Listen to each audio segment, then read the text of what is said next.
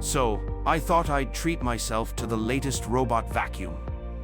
You know, the one that promises to make cleaning a breeze?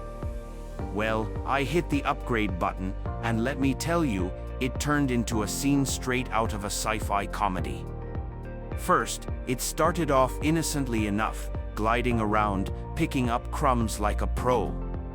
But then, something went haywire.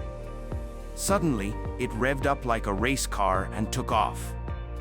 I'm dodging it in the living room, and it's like a scene from an action movie, me versus the vacuum. I swear it was plotting against me.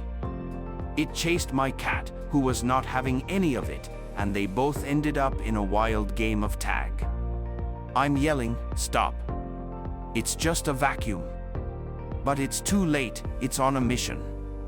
Now, I'm hiding behind the couch, trying to outsmart a robot that's supposed to be cleaning my floors.